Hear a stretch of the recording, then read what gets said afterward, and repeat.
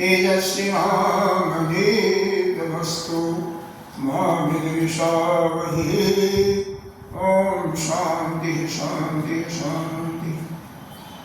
सच्चिदानंदरूपाय विश्वोत्पत्त्यादिहेतवे तापत्रयविनाशाय श्रीकेशवाय नमः। नारायणं नमस्कृत्य नरं चैव नरोत्तमं देवीं सरस्वती व्यासं ततो जयमुदीरये। अखण्डमण्डलाकारं व्याप्तं येन चराचरं तत्पदं दर्शितं येन तस्मै श्रीगुरुवे नमः। अज्ञानतिमिरान्धस्य ज्ञानाञ्जनशलाकया चक्षुरुन्मीलितं येन तस्मै श्रीगुरुवे नमः। गुरुर्ब्रह्मा गुरुर्विष्णु गुरुर्देवो महेश्वरः गुरुसाक्षात् परं ब्रह्म तस्मै श्रीगुरुवे नमः। त्वमेव माता च पिता त्वमेव बन्धो च सखा त्वमेव विद्या द्रविणं त्वमेव सर्वं मम देवि। गजाननं भूतगणाधिसेवितम् अभेदजम्बो बलचारुभक्षम् उमाशतं शोकविनाशकारकं नमामि विघ्नेश्वरपादपङ्कजम्। अनंत श्री विभूषित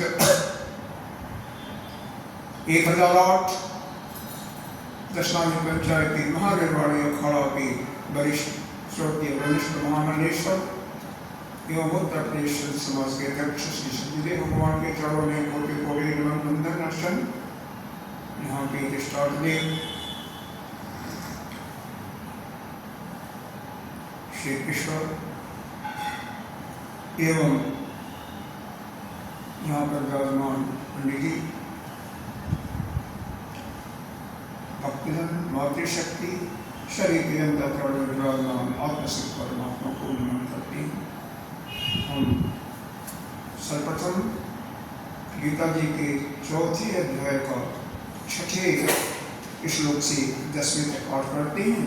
बाद में श्रीमद् भागवत के दर्शन स्कंद का कथा प्रारंभ करते हैं। यहाँ पर श्री भगवानुवाच अजो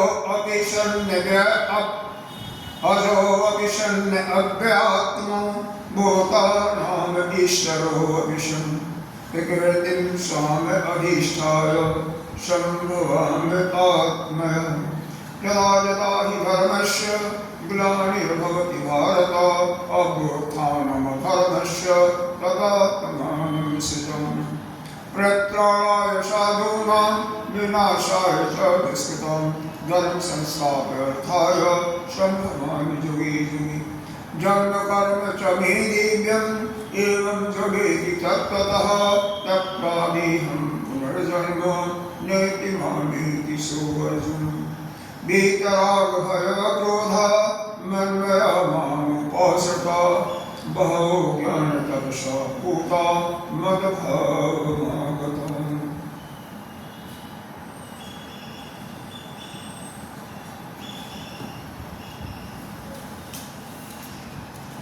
भगवान का प्रादुर्भाव हो चुका है। गोकुल में उत्सव मनाया जा चुका है। उतना का बाद 6ठे दिन कर दिया। बाद में करवट बदलने के समय 3-4 महीने के अंतराल में जब गोपियों ने यशोदा माँ को बधाई देते हुए उत्सव बनाने के लिए प्रोत्साहित किया, उत्सव बनाया गया। उसी मध्य सबका सुर का वध किया गया। बाद में चढ़ावत का भी वध किया, जो कि गवर्नर के रूप में आया था। एक समय की बात है, यः एकदा वक्त्रमादाय शङ्खमारोप्यभामिनी प्रसृतं पायामास अस्त्रं हस्ते परिरुद्धः प्रीतकाकस्य जननीशा तस्य रुचिरस्मितं मुखं लालयति राजनृसिंहक्रोधदृशी खमरोगशी ज्योति नित्यमाशा शूरैर्विहीनस्य अम्बुधीश्च देवानरङ्गस्तु अहर्त्रिवर्तनानि भूतानि जानि स्तरजङ्गमानि सावेक्षवेशं सहसा राजन् संजातविवधू साधर्यमृगशा वाक्षी नेत्रे आशैस्वविस्मिता।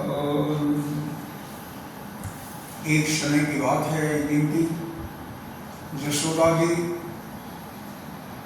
बड़े प्यार से कन्हई को अपनी गोद में लेकर के दूध पिला रही थी। उनके कन्हई दूध पीते जा रहे हैं, उनको तृप्ति नहीं हो रही है। बालक ऐसा करते नहीं।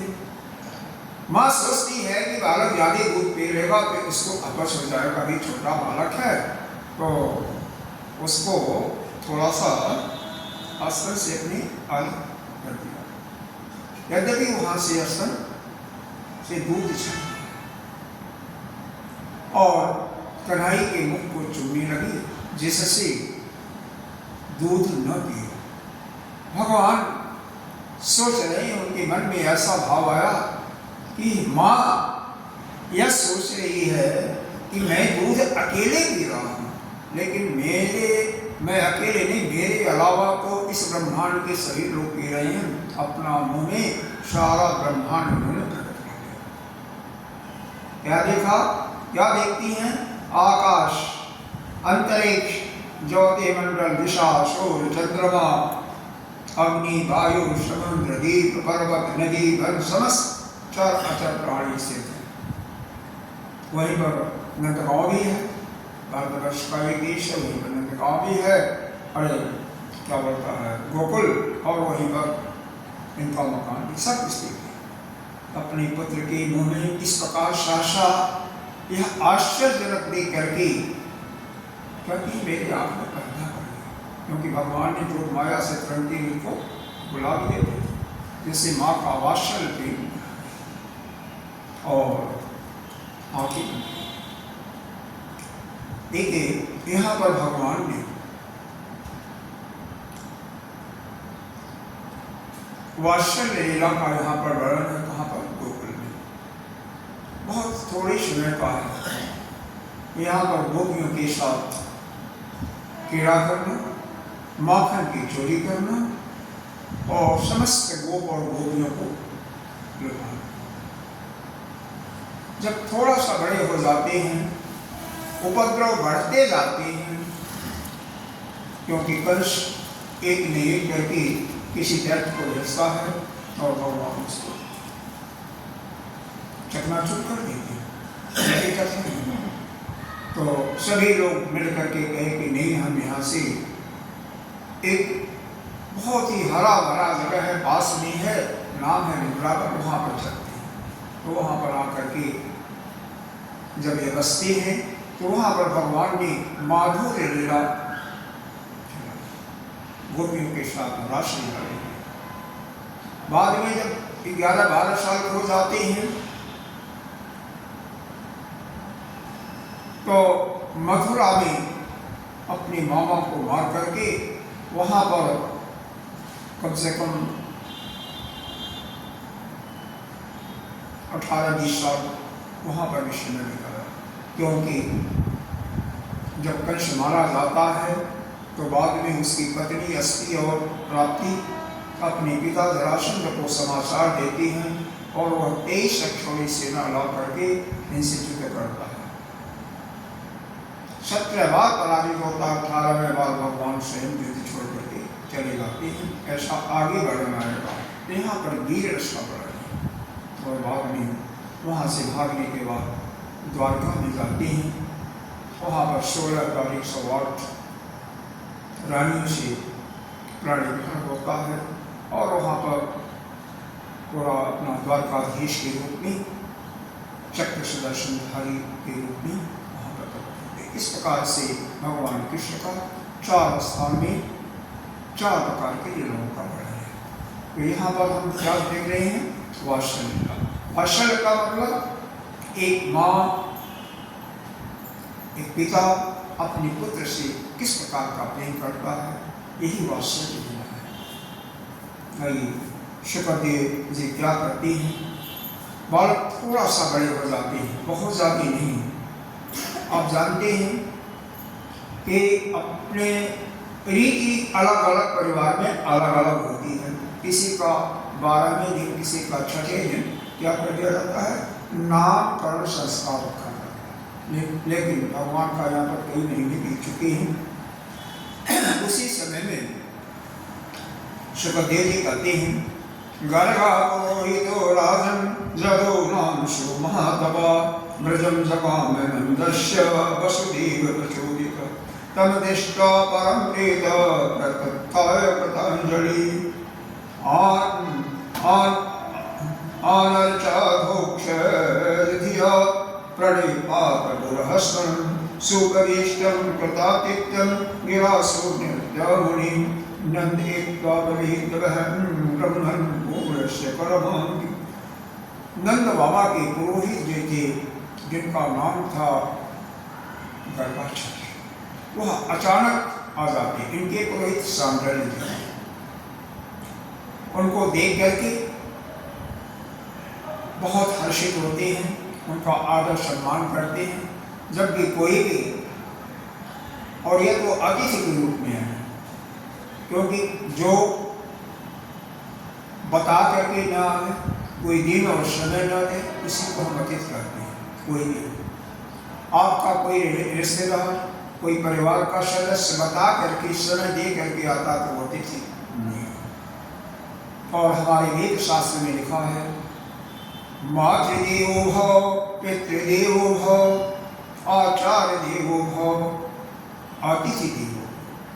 अतिथि हमारे लिए देवता है और उसका हमें पूरा आदर सम्मान करना चाहिए। इन्होंने पूरा सम्मान के साथ उनको उठाते हैं और फिर कहते हैं, प्रणाम करने के बाद, बहुत अच्छे समय पर आए हैं। हमारा बालक का नामकरण नहीं हुआ, 2 बालक हैं। कौन कौन? अभी तो नाम रखा जाएगा तो फिर उनके नाम के वर्ण होगा। एक जसोदा जी के पास कृष्ण के रूप में काले से सांवले से, और बलराम जी हैं रोहिणी के पास में। दोनों देवकी के ही पुत्र हैं। बलराम जी बड़े हैं। जहाँ पर यह हुआ था कि गर्भपात हो गया, वो गर्भपात नहीं हुआ था, बल्कि जो माया ने वहाँ से गर्भ को खींच करके रोहिणी के अंदर स्थापित कर। और 8वां वहाँ पर कन्या नहीं थी, बल्कि भगवान शिव। गर्गाचार्य कहते हैं, हे नंद, आप जानते हो कि मैं जदवंशियों का पुरोहित हूँ, कुल पुरोहित हूँ। कंस को यह मालूम हो जाएगा तो उसको शंका हो जाएगा, वह उसके दिमाग में पूरा बस जाएगा कि तुम यह दोनों लड़के जो है वसुदेव और देवकी के हैं। वैसे ही यहाँ पर एक में एक करके उत्पाद वो करा रहा है, एक में एक राक्षस आता है, और जिस समय उसको यह मालूम हो जाएगा कि मैं जदवंशियों का पुरोहित नंद के यहाँ गोकुल में जाकर के नामकरण संस्कार किया इन दोनों का, तो उस समय तो सीधे सीधे, क्योंकि हर जगह खुफिया लोग होते हैं, जासूस हर जगह लगे होते हैं। आजकल भी जासूस होती हैं, एक देश का दूसरे देश में, दूसरे देश का देश में। और तुम लोग ऐसे हो कि छोटा भी काम होगा तो भी बड़ा उत्सव मनाते हो। उत्सव मनाओगे चारों तरफ मालूम हो जाएगा। नंद जी कहते हैं, नहीं भगवान, ऐसा नहीं, ऐसा नहीं है। हम, आप और हमारी दोनों रोहिणी और यशोदा यह रहेंगी, और हमारे जो देही थे शांडिल्य मुनि, और कोई नहीं रहेंगे, दोनों बालक रहेंगे। और हम जहाँ पर गौशाला है, गौशाले के अंदर ही थोड़ा सा जगह साफ सुथरा करके वहीं पर आप अभी नामकरण कराना, किसी को मालूम ही नहीं होगा, कोई किसी प्रकार का छोटा भी फंक्शन यहाँ तक कि अपने रिश्तेदारों को भी नहीं बुलाएंगे, अपने मित्रों को भी नहीं बुलाएंगे, किसी को नहीं बुलाएंगे। उन्होंने कहा ठीक है, यहाँ पर तो नहीं लिखा हुआ है, गर्ग संहिता में, स्कंद पुराण इत्यादि में लिखा हुआ है। क्या लिखा हुआ है? रोहिणी का, जो कि वह वसुदेव की पत्नी थी, उसके मन में ऐसा भाव आता है कि हमारे गुरुदेव सबसे श्रेष्ठ, वास्तव में श्रेष्ठ ही थे, गर्ग मुनि। जशोदा कहती है, क्या नाम है आपका, आकर के हम सुने आती हैं।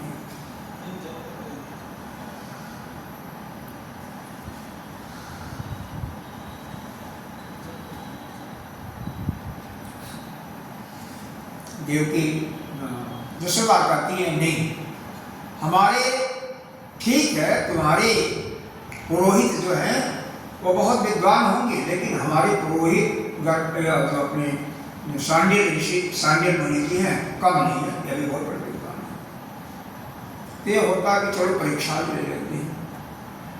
जशोदा के लड़के को लेकर के रोहिणी ने ले लिया अपने गोद में, और रोहिणी के बेटे को जशोदा अपने गोद में ले लेती। इस प्रकार लेकर के नामकरण संस्कार के लिए जब पूजा पत्री हो जाता है तो क्या करती हैं गर्गी, क्या करती हैं नामकरण के समय में? अयम हीरो हिरो पुत्रो रमयन् सुहृदो मुरहि आर्थास्ति रामेति बलाधिक्यात बलं विदु जदो नाम पृथक्भावात् संकर्षणं शन्त्युत आशं गणराश्रो आश गृहतो जीवन्तं सकलो रक्तस्तापित इदानीं तीक्ष्णतां गतः प्राज्ञं वसुदेवस्य क्वचित् जातस्त्वयात्मजं वासुदेव इति श्रीमान् अभिज्ञः सम्प्रक्षति बहूनि सन्ति नामानि रूपाणि च सुदर्शति गुणकर्म अनुरूपाणि तानि वेदनो जनाः। कहती है, यह जशोदा की गोद में जो बालक है, गर्गाचार्य देखो बहुत बड़े विद्वान थे, यह रोहिणी का पुत्र है, और यह हमेशा इतना गुणवान है, इतना बली है कि यह हमेशा रमता रहता है, इसका सभी गुणों से सभी को आनंदित कर देता है, तो इसका नाम राम है। राम चूंकि बहुत बड़े बलशाली नहीं है, इसलिए इनका एक नाम बल होगा। पूरा नाम क्या हो गया? बल। दूसरा, चूंकि लोगों में जब फूट पड़ती है, फूट पड़ेगी, हालांकि कारण तो दूसरा था, लेकिन उन्होंने उसको बड़े ही अलग तरीके से इस प्रकार से उसको प्रकट करते हैं कि किसी को यह न मालूम हो कि संकर्षण नाम क्यों रखा जा रहा है। तो जब आपस में लोगों की फूट पड़ती है तो यह अपनी मधुर वाणी से दोनों को मिलाप कर देते हैं, उस प्राणी में मिलाप कराने में समर्थ होंगे, इसलिए इनका नाम एक संकर्षण है। दोस्तों, यह जो रोहिणी के गोद में है, यह तो हर जन्म में आता है, कभी पीले रंग का, कभी श्वेत रंग का, कभी सांवले रंग का।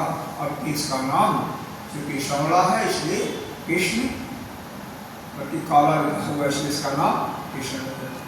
चूंकि एक समय में वासुदेव के यहाँ भी आया था, देखो पहले बताया था, वासुदेव के यहाँ भगवान तीसरे जन्म में आए हैं। एक में यह प्रजापति नाम के थे, और वो थी प्रश्नी थी, देवकी हुई थी, उनके गर्भ में प्रश्नी गर्भ के रूप से आए थे, सुतपा नाम के उसमें प्रजापति थी। एक समय वह कश्यप के रूप में आए थे वसुदेव, वो अदिति के रूप में आए थे, तो भगवान वामन के रूप में आए थे। यही इस जन्म की बातों को नहीं बता रहे हैं, हालांकि वास्तव में तो इसी जन्म में वसुदेव के वासुदेव आया करते हैं। चूंकि वसुदेव के कई किसी जन्म में वसुदेव यहाँ पैदा हो गए थे वसुदेव के पुत्र के रूप में, इसलिए इनका नाम है वासुदेव भी। वासुदेवस्य क्वचित् जातः स्व आत्मजः। इस प्रकार से यह जो है हर जुग में आता है।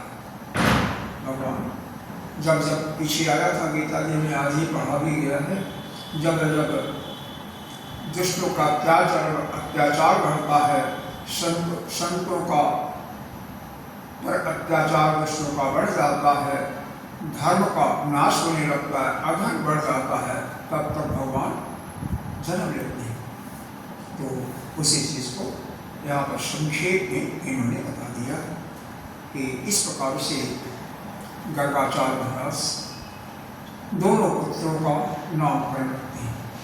वास्तव में दोनों पुत्र तो वसुदेव और देवकी के थे, तो उनके जो कुलगुरु थे और आए भी थे इसी बहाने से, वैसे नहीं आए थे।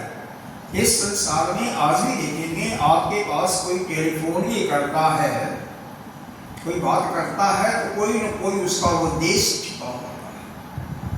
बिना प्रयोजन के कोई नहीं कहीं जाता है, न किसी से बात करता है। अब जिसका प्रयोजन सिद्ध नहीं होता, कोई प्रयोजन दिखाई नहीं आएगा, नहीं से प्रयोजन के बिना कुछ नहीं। और रोहिणी और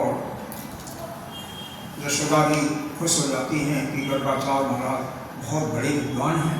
रोहिणी तो जानती भी थी, लेकिन यशोदा जी को भी पक्का हो गया कि यह तो बहुत बड़े विद्वान हैं। धीरे धीरे नामकरण संस्कार हो गया, कोई उन्होंने दावत किसी को नहीं दिया। गर्गाचार्य भगवान भी चले जाते हैं, शांडिल्य मुनि भी चले जाते हैं, किसी को कुछ पता नहीं चलता है। और धीरे धीरे दोनों बालक गोकुल में, अभी बालक हैं लेकिन माँ को खुश, गोपियाँ आती हैं उनको खुश करने के लिए। बालक होते हैं ना, धीरे धीरे घुटनों के बल चलने लगे, और घुटनों के बल चल करके तो तेरी माड़ी से बोलते थे, सबको रिझावे है, सबको खुश भी कर रही हैं। अब गोपियाँ जो है, देखो यहाँ पर माखन चोरी का वर्णन बहुत कम शब्दों में दिया गया है। हम 3-3.5 श्लोक हैं, उनको मैं पढ़ दूंगा, लेकिन कथावाचक लोग माखन चोरी को इतना बढ़ा चढ़ा करके बताते हैं कि जिसका लिमिट नहीं है। लेकिन वास्तव में भागवत, हाँ, दूसरे पुस्तक से बताते हैं वो बातें। हम भी एक कहानी दूसरे पुस्तक से बताऊंगा भगवान के विषय, क्योंकि अच्छा लगता है।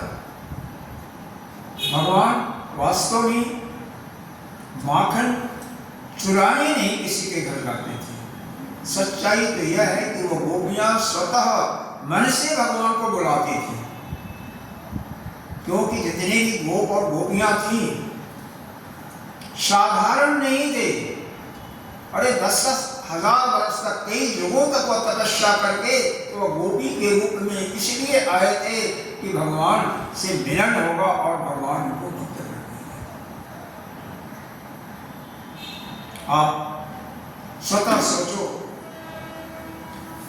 इस जन्म में आप तपस्या कर रही हैं, लेकिन भगवान का मिलन क्यों नहीं हो पाता है? एक जन्म का नहीं, उनका कई जन्मों का, हजारों वर्षों का तपस्या था। यहाँ पर कुछ लिखा हुआ है, मैं पढ़ लेता हूँ, उसको आप सुन लीजिए।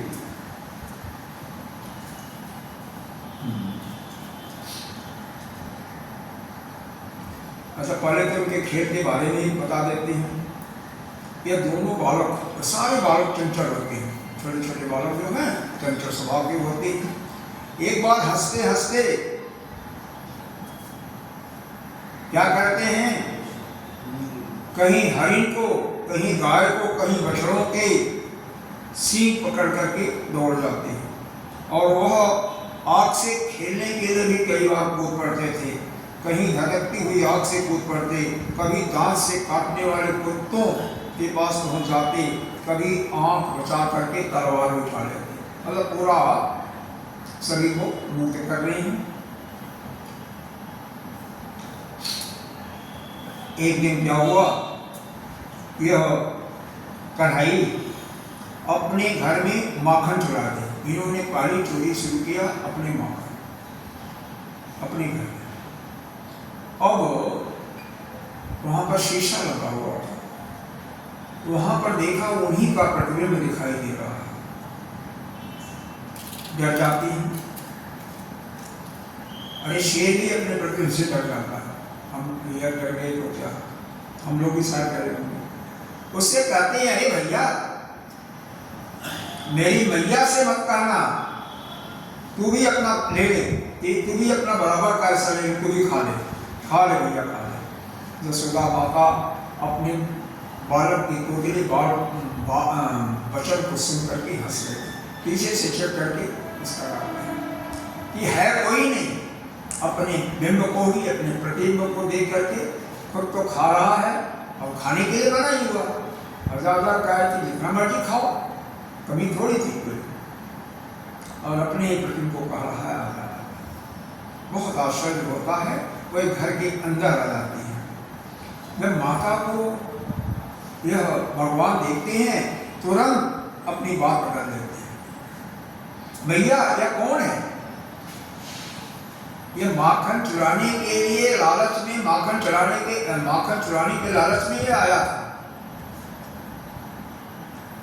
मैं मना करता था लेकिन मानता नहीं था, मैं क्रोध करता हूं तो भी क्रोध करता है। भैया कुछ और मत सोचना, मेरे मन में माखन का जरा सा लोभ नहीं है, ये तो ये आया था इसलिए। और अपने दूध मुंह के शिष्य की इस प्रकार से लीला देख करके वह मुग्ध हो जाती है। माँ बालक कुछ नहीं है, यहाँ तो कुछ भी गलत काम तो नहीं कर रहे हैं। अरे अपना है, जब उठा करके खा तो कैसे खा, नहीं दे तो है। इनके यहाँ तो कोई और संतान भी नहीं थी, यही था। और हजारों हजारों लाखों गए थे, तो फिर क्या करते हैं? खाने के लिए था।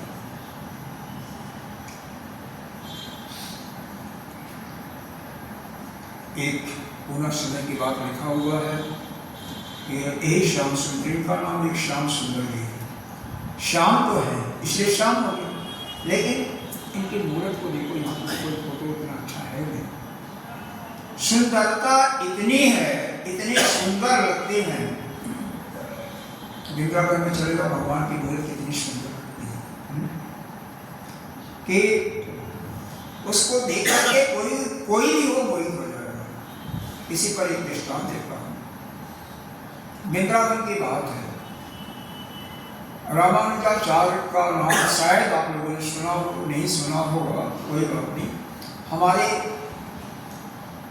विशिष्ट अद्वैतवाद के ये महान एक उसी प्रकार से श्रेष्ठ मूर्ति है जैसे आदि गुरु शंकराचार्य जी हैं, वैसे रामानुजाचार्य वैष्णव संप्रदाय के बड़े अच्छे आचार्य थे।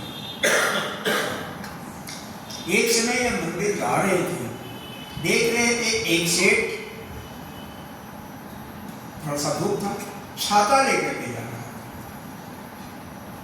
भगवान के सीढ़ी पर्वत पर चढ़ तो रहा था, साथ में उसकी पत्नी थी, यह दशा की जो भी रही।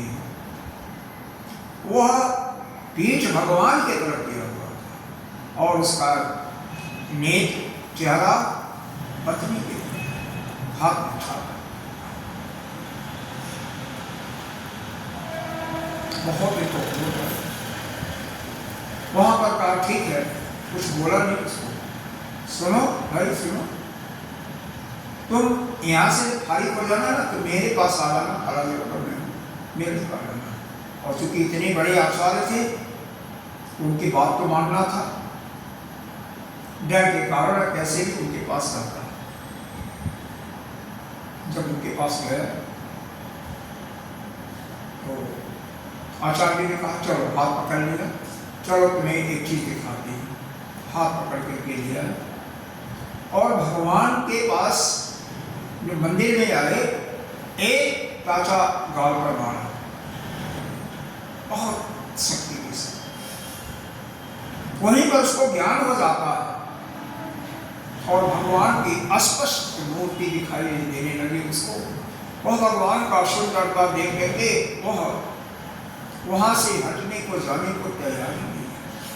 कहते हैं तू देख तेरा भगवान कितना सुंदर है, तो एक औरत के पीछे अपने को सर्वस्व भूल गया था। भगवान की सुंदरता के आगे उसकी सुंदरता तो फीकी है, वह तो कुछ नहीं, मल का एक गठरी थी।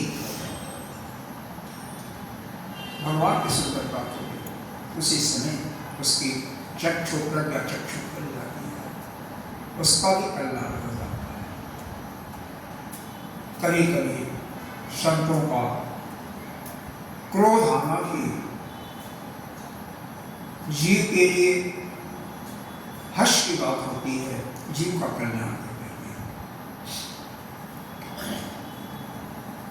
और भगवान कन्हैया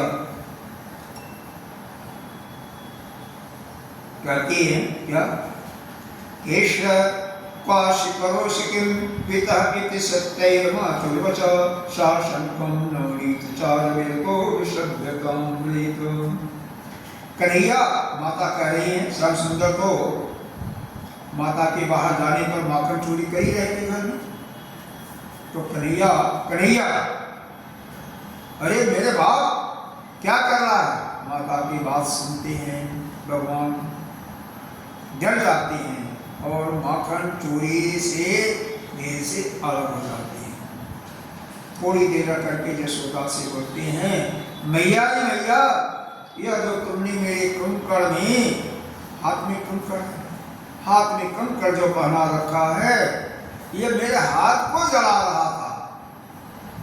बच्चों को पढ़ाया जाता है और उसको शांत करने के लिए मक्खन में मैंने उसको डूब दिया, उसको मैं शांत कर रहा, मैं माखन नहीं खा रहा। माँ कहती है भैया खाओ ना माखन, हाँ तुम्हारे लिए तो है।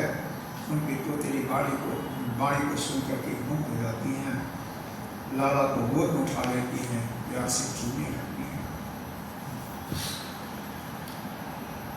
गोपियाँ भी धीरे धीरे पैरों पर चलने लगती हैं।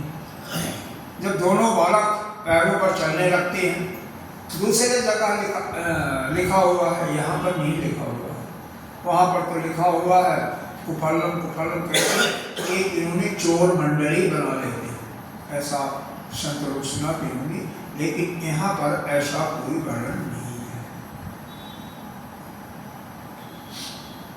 वो गोपियाँ कहती हैं कि ए यशोदा, तेरा यह जो लाला है ना बहुत ही बदमाश हो गया, बड़ा नटखट हो गया है। जब दूहने का गाय का समय नहीं होता उसके पहले ही बछड़े को छोड़ देता है, बछड़ा दूध पी लेता है और हमारे बच्चे भूखे रह जाते हैं। जो बचा रहता है उसको हमें दूध दे और उसको हम ठीक है समय पर जमा देते हैं। सुबह भोर में ही हम लोग उसको मत करके ठीके पर डाल देते हैं। लेकिन यह कान्हा इतना बदमाश हो गया है कि कभी मेज रख देगा, फिर कुर्सी रख देगा और कभी दो चार बच्चे एक के ऊपर चढ़ करके जा करके उसको सीकर को उठा लेता है और खाता भी है, लोगों को खिलाता भी है। अरे कई बार तो बंदरों को भी खिला देता है। भगवान यही सोचते थे। रामा अवतार में केता जी ने यह बंदर भालू हमारी बहुत सेवा की, मैंने उनकी सेवा कुछ नहीं किया। अब यहाँ पर चूंकि यह बंदर भालू आए हुए हैं, इनकी सेवा करने के लिए हमारे पास तो धन है, तो माखन मिश्री तो खूब उनको खिलाते हैं। यहाँ तक कि सारे बंदरों को संतुष्ट कर देती हैं। अभी भी आप तो खैर वृंदावन में कभी जाते होंगे, पंडित जी हैं, हम कई बार देखे हैं। अगर चश्मा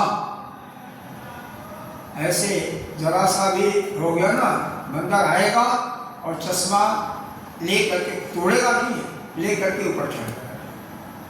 और ऐसे सजे हुए हैं कि जब दो वो मैंगो वाला क्या करते हैं पंडित जी, फ्रूटी देते हैं। हाँ फ्रूटी, दो एक नहीं रहता, दो देते हैं, देखिए उसको आपका वो फेंक देगा, फ्रूटी ले लेगा, दोनों हाथ से दे देगा। और उसमें चश्मा टूट जाए तो बात अलग है, लेकिन प्रायः कई लोगों का चश्मा टूटता भी नहीं, मिल जाता है, केवल वह 20 रुपये 30 रुपये खर्च करने पड़ते हैं। ऐसे बंदर शरीर हुए भगवान भी खूब बंदरों को खिलाते हैं, खूब खिलाते हैं। तो यह गोपियाँ यह उलाहना देती रहती हैं।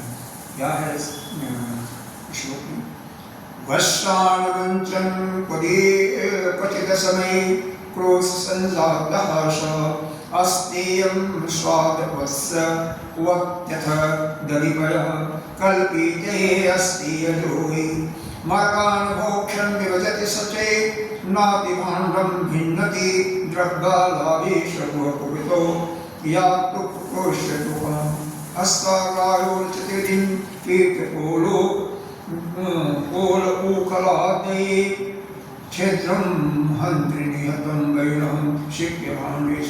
कभी कभी जब इसको नहीं मिलता है ना, पता नहीं इसके पास कितनी तेज है कि इसको बिल्कुल अंधेरे में भी दिखाई दे जाता है। दूसरी चीज यह है कि जब इसको कुछ नहीं मिलता है ना, तो वहीं पर पेशाब भी कर देगा, टट्टी भी कर, गंदा भी कर देगा। कई बार कंकड़ होते उससे मार करके उसमें सुराख कर देता है और सारा मक्खन गिर गया, सर खा जाता है। भगवान मतलब थोड़ा सा पद्धत करते थे, ऐसे ही लिखा हुआ शिव के भान्वेश, वो घमंड जो बर्तन है वो टूट जाता, मिट्टी का तो बनना होता है, टूट जाता है।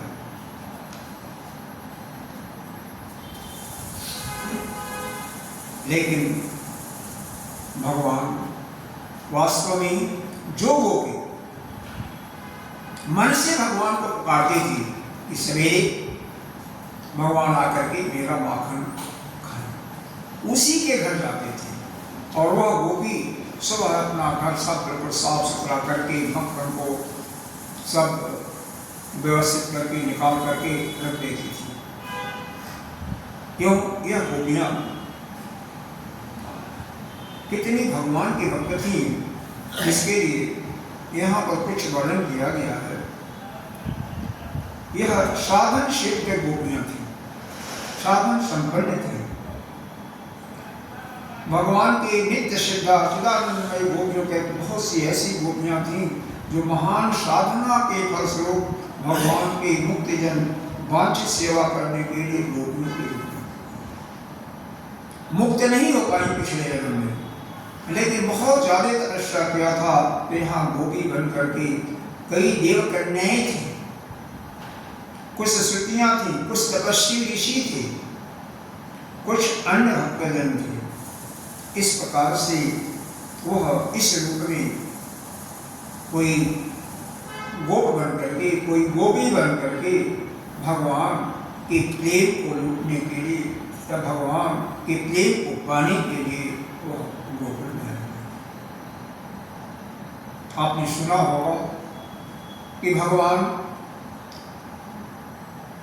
जब इस अवतार में आने के लिए संकल्प किया गोलोक में, तो जितने भी देवता थे सभी को आदेश दिया कि सभी लोग अपने अपने अंश से वहां पर गोपी बन के थे। यहाँ तक कि हर एक, चाहे वह इंद्र हो, वरुण हो, हर एक देवता किसी न किसी अंश से कोई गोप बना है, कोई गोपी बन करके यहाँ पर आकर के और भगवान के प्रेम का रसास्वादन लूट रहे हैं, सब लूट रहे हैं। बहुत कथा यहाँ पर दिया हुआ है, जिसको जितना भी कहा जाए उतना कम है। एक बार भगवान एक माखन की चोरी का एक लीला और सुना, यहाँ पर नहीं है। एक प्रभावती नाम की गोपी थी। गोपी किसको कहते हैं? छोटी बच्ची भी है, प्रेम करती, वो भी गोपी है। बुढ़ियाँ भी गोपी हैं, जुआ तो गोपी है। और प्रभावती बोलने में बहुत तेज थी, लेकिन भगवान से बहुत प्रेम करती थी। उसको भगवान खिलाते भी थे। बच्चे तो थे ही, 3-4 साल के बच्चे खिलाते रहते थे। एक दिन कहा चलो तुम्हें रंगे हाथ पकड़ करके जसोदा विश्वास नहीं करते थे, कहती थी कि हमारे पास इतने गाय हैं, वो तुम्हारे यहाँ क्यों चुराने लग जाएगा। और भगवान भी यह करके बिठा देते, मैंने कुछ नहीं। तो वो गोपी क्या करती है, उसका बेटा भी इनकी मंडली में था। वो चोर मंडली जो बनाया था उसने उनका बेटा मत करके बेटे को सब कुछ बता देती है, बेटा यहाँ पर रख रहा हूँ, देखो बचा करके रखना, मैं कहीं जा रही हूँ, मैं जमुना जी है ना बगल में वृंदावन के, वहाँ जा रही हूँ कुछ पानी भरने के लिए, अभी आती हूँ। अब वह कह करके बेटे से चली गई। बेटा तुरंत कन्हैया को बता देता है, उधर से चौकड़ी आ जाती है और वह उसकी माँ घर में छुप जाती है, जाती नहीं है, थोड़ा देर जा करके दिखावा करके आ जाती है। जैसे ये लोग एक दूसरे के उस पर जा करके और कन्हैया ऊपर सबसे जा करके मटका को निकालते हैं, अपने खाते हैं, दूसरों को खिलाते हैं। उसी बीच में प्रभावती आ जाती है और इनकी कलाई पकड़ लेती, बाकी तो भाग जाते हैं और बहुत तेजी से पकड़ती है और सब पीछे पीछे सारी मंडली चलती है कि चल आज यशोदा को रंगे हाथ पकड़ा। होता क्या है, कुछ दूर जाने के बाद चौराहा आता है गांव का, बड़े बूढ़े बूढ़े लोग हैं, घूंघट काढ़ी हुई है और उधर भगवान उचित समय समझा कि अरे चाची, अरे गोपी, मेरा हाथ तो बिल्कुल बहुत पीड़ा हो रहा है। भगवान से इतना प्रेम करती थी, उसको भी दर्द सहन नहीं जाता था कि इस हाथ को छोड़ दूसरा हाथ मेरा पकड़ ले, थोड़ा सा इस हाथ में इसका दर्द शांत हो जाएगा। वही पर उसका लड़का था, उसके लड़के को ही पकड़ा देते हैं और जब उसके बाद अपना घूंघट यहाँ तक काढ़ी हुई है। आजकल की औरतें गाँव में घूंघट काटती हैं, कम हो गया, बहुत कम हो गया, लेकिन फिर भी कुछ तो काटती हैं। जब यशोदा के पास पहुँचती हैं, ले यशोदा, और भगवान कृष्ण जब हाथ छुड़ा करके उसके बेटे का दे दिए थे, पहले ही माँ के पास जा करके पहुँच जाती है और हाथ मुँह धो करके कि माँ अभी देखो प्रभावती आ रही है, अब नौटंकी करने के लिए यहाँ पर आ रही है, तुम देखो क्या क्या क्या करती है। माँ के पीछे चिपके हुए कहती है, देख तेरा कन्हैया आज पकड़ करके लाया हूँ, रंगे हाथ पकड़ा हूँ, ऊपर से मक्खन उतार करके और खा रहा हूँ। यशोदा हंसने लगती है, अरे प्रभावती जरा घूंघट तो खोल, यहाँ पर और कोई नहीं है, देख यह कन्हैया है या कोई और है, किसको पकड़ करके लाई है। वो जब हाथ खोलती है तो उसी का बेटा करती है, लज्जित होकर के चली जाती है। तो इस प्रकार से भगवान माखन चोरी का लीला करते थे। एक बार मिट्टी उन्होंने खा लिया, लोगों ने बलगाऊ जी भी शिकायत कर दिया कि माँ यह मिट्टी खा रही है। भगवान कहते हैं मैंने मिट्टी नहीं खाया है, अगर तुमको विश्वास नहीं है तो देख लो, ना हम भक्षित सर्वे वित्ता विसंसिनः यदि सत्यग्रस्त रहे समक्षम अस्य मिलकुम। आप मेरे मुख को देख लो। यशोदा जी जब उनके मुख को देखती है ना, फिर वही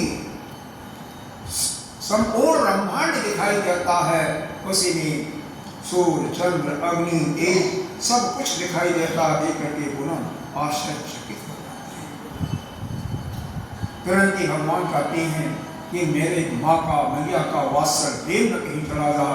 मेरे को अगर इनको विश्वास हो जाएगा कि मैं परमात्मा हूँ तो मेरा प्रेम निश्चित में नहीं करेंगे, मेरी भक्ति करने लगे। तुरंत ही जोग माया को बुला करके वह सब भुलवा देते हैं, वह भूल जाती हैं और बाद में वही प्रेम करने लगती हैं।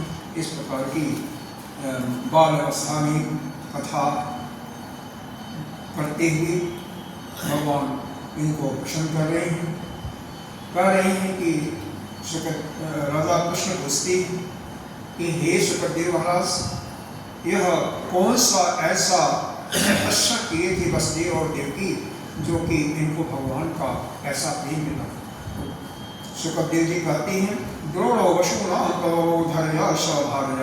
यह द्रोण नाम के एक वसु थे। कौन? ये नंद पिछले जन्म में, और धरा नाम की उनकी पत्नी थी। इन्होंने बहुत तपस्या किया था, ब्रह्मा जी की आज्ञा से यहाँ पर आकर के बसे और भगवान को तपस्या के फलस्वरूप इन्होंने प्राप्त किया। अब एक इस कथा का विराम देते हैं, आगे का समय हो गया है। एक छोटा सा भजन और फिर उसके बाद ओम पूर्णमदः पूर्णमिदं पूर्णात् पूर्णमुदच्यते पूर्णस्य पूर्णमादाय पूर्णमेवावशिष्यते। ओम शांति।